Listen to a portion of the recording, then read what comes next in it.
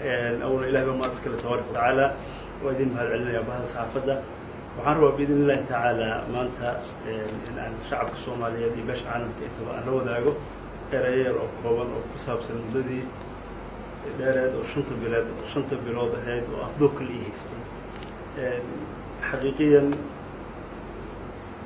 حنروى أولا نرتو إلى هاد عليو لما شعب الصومالي المسؤولين تي صوماليين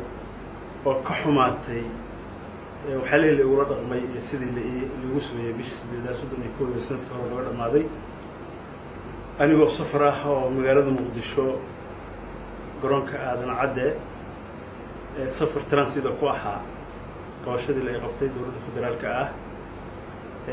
شعورتي أي كموجية شعب الصوماليات كارهان رجوبلان دل يدودبا iyo مسؤولين بدن الصوماليات ولو ربنا سجارة أو مهد عليو مدحونها دولة بطلان ولكن سعيد عبد الله الدني يحل بان فقي ورنت قديد السجارة أو حلي أديت بأم مهد عليا لما المسؤولين الشعب انتبه ذاتك الصوماليات لفتي وحل ورا رقمي أنت سكدب أنا وعفمة قبا الحمد لله أديت بعد وعفمة قبا وحلبات أمر قبا وحن كسونا هاي مجرد بلد حاوي قبل كجدو وحنرها إمت وأن جوجا مدة صدح مالنا وحن جعلها إن شاء الرحمن قبير وكوبا وحاليه يسدي وحول عين والسيرة أذكر أما حقيقيا سيق أذكر بدل مدة شنت بلوض هيد وحي أن صومري أما شخصيا وحي لا يقول رقمي انتبه وبرامج أباهن وقت دار يفرصدو فربدل لنا وذاك دون إن شاء الله تعالى شعب الصومالي مسؤولين تبع يباش عالمك فرال أرض فرحون حقيقيا أنا أكون أحسن دولة نبذ الصومالي نبذ انتبع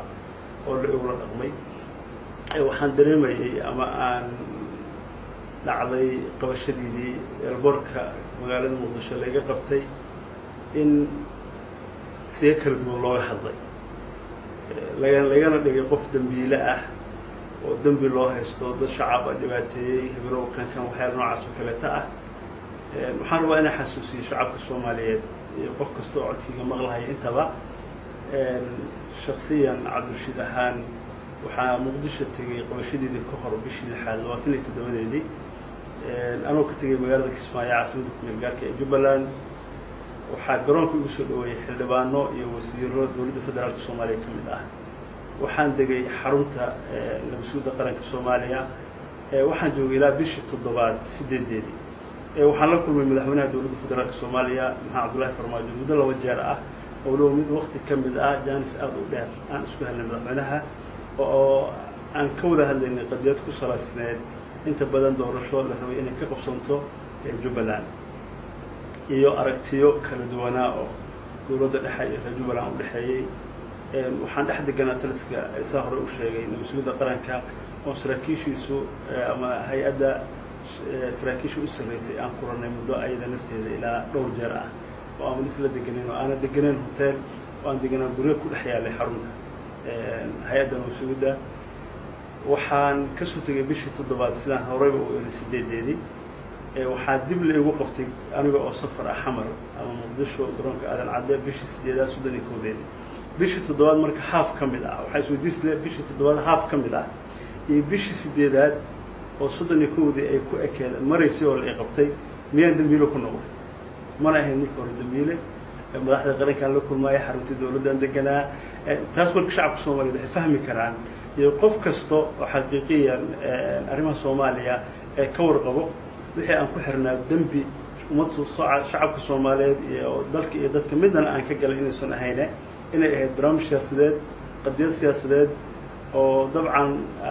ku kala aragti duwaneen sidii wax u rabtay dawladda federaalka Soomaaliya ee sidii shacabka reer Jubbaland ee dantooda iyo maslaxadooda ahaado ay wax u rabeen aragti kala duwan ay noqotay oo dhacday doorashadii dhacday 22 bishii 8 oo Suudani koodeeda la qabtay waxaa marka qof kasto bil aadan u fahmi karaa ama Soomaaliyeed ama rabaa inaan xaq u xaqiijiyo shakhsiyan in dambiile ah oo ummadda Soomaaliyeed shacabka Soomaaliyeed dambi kale ma ahayn maxaa sida waxa barnaamijka Kismaayo ka dhacay sida u dhacay kuma aana qanacsanayn buu ahaa wixii muddada 5 bilood ah lagu hayay hal ay hayo dhima lahaan siyaasad ragoo lagu qabtaa way dhacdaa dad kale aragti duwan in ay ku timaado barnaamijyadan oo kale wax iska iman karo laakiin waxa haddana nasiib darro ahayd muddada 5 bilood ah inaan xarun dawladeed arag laguna xirin waxaa maqli jiray markii burburka dhacay inta badan dadka shacabka Soomaaliyeed gobolada magaalada Muqdisho ku xirnaayeen oo ganacsigooda ku xirnaayeen waxaan maqli jiray ninkii hebel ahaa oo ganacsadaha ahaa bakara dad Soomaaliyeed hantidooda oo ku dhintay oo afduub guriga loogu haystaa dad shacab ay leeyihiin baa maqli jiray xilligii baa dhici jirtay taas ay dhici jirtay qaybo kamid ah waxaa markii soo baxday in aan markii la qabtay aan igeynin wax xarun dawladeed ah hal maalin guriyo madaxda dawladda ay istigi karin xaqiiqiyan riski ah dad shacab oo Soomaaliyeed ay dhisteen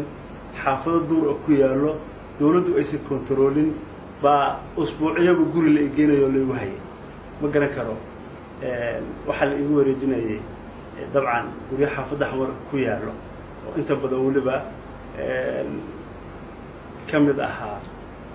guri lagu hayo inta badan xaafada Hurwaaba ahayd kolba maalba guri in la igeeyo waxa maxkamadda la geeyay si shacabka Soomaaliyeed loogu qanciyo inaan dambi leeyahay bish sagaalaad lixdeedii markaan 36 casho xirnaa kadib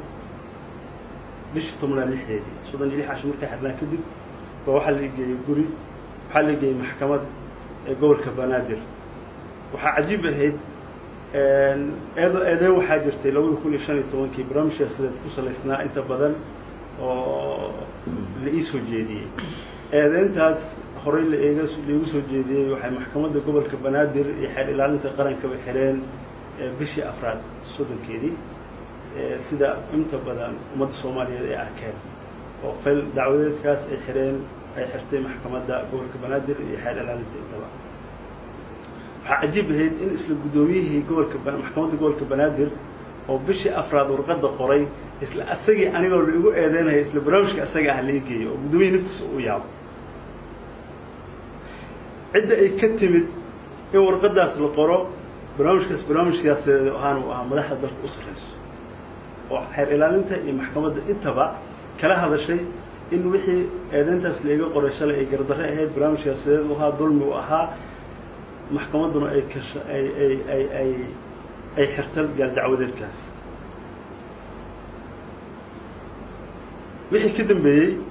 xilligaas markuu arrintaas dhacday kadib waxaan dalbaday in aan helo lawyer waxaan si darro ahayd in la diiday lawyerkii aan lahaa in uu wax kulan ah ila yeesho ilaa markii dambe si cad loo yiri ninkan kiiskiisa barnaamij aad xalin aad ka noqon kartid qareen ma ahan iskaga tag oo ku qanciyo ummadii qabatay aniga inta badan xiriir waa la diiday oo ehelada ila ahayd dib ugu soo noqdo lawyerkii oo uu yiraahdo barnaamijkan kiis siyaasadeed waayo ma ahan kiis maxkamad lagu xalin karo siyaasad baa lagu xalin karaa waxaan rabaa ummadda Soomaaliyeed inaan u sheego sida horeyba ninkii taliyaha ninkii sargaalka sare ahayo jarnaalka ahayo ka tirsanaa asluubta ciidanka asluubta Soomaaliyeed ilaa aniga bilkulliyan ba hal maalin xabsi dawlad ay leedahay station dawladeed xabsi ku yaalo ama xabsi dhaxo dawlad ay leedahay iyo xarun dawladeed midna inaan arag waxaan kaloo rabaa inaan xaqiijiyo taliyaha ciidanka booliska Soomaaliyeed waxaan rabaa ummadda inaan u xaqiijiyo meel aan ku xiranahay kuma soo rogay wasiirka amniga oo isku bahda ahayn ma uusan ogeyn meel aan ku xiranahay shakhsiyaad yar oo kooban oo taliyaha nabadgelyada qaranka Fahad Yaasiin kullane oo baawar aad u fara badan dabcan shaati qabiil baa lagu siiyay aan dhihi karo oo ama ku xirtay ama wixii dawladda iyadii naasabadan ay ku burburtay in raad badan oo kamid ah ayuu ku shaqeynayo aragtida ay muuqanayso in qofka saddexaad oo barnaamijkaas ka warqay wuxuu ahaa Saadiq Joon oo ah jarnaal Saadiq Joon oo ah taliyihii qaybta gobolka Banaadir saddexdaas nin dabcan waxaan hubaa ra'iisul wasaaraha dalka Soomaaliya lugna inuu soo kulahayn ummadda Soomaaliyeed rabaa inuu xaqiijiyo inuu soo lugna kulahayn dhibaatayntii shantaas bilood la imariyey meel aan ku xiranahay iyo wax la haysta midna uusan ka warqabin ra-iisul wasaaraha dalka taasna xaqiiqiyan wax dhab ah oo jirtay ahayd falilahi alxamdu walmanna barnaamijka isaga ahaa waan ka soo gudbay waxaana ii suurto gashay waddo kastoo isticmaalayba inaan maanta xorriyad ahay joogo deegaanada jubbaland degmo ka mid ah ku suganahay buulaxaawo dhex joogay ciidamada daraawiishta dowlad goboleedka soomaaliyeed ee jubbaland oo arkahayay waxaan kaloo dareemayay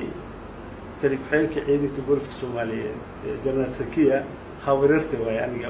gabar hawareerta waayo mar raba inaan ku fogaado laakiin waxaan rabaa inaan xaqiijiyo labada jeer idaacadda ay ka hadashayba marnana axwaashiida kamaysa warqabin mar kasto waxaan rabaa in ama telefoon loo soo diray ama haloo yeero ha u tagto dadka systemkaas gacanta ku hayay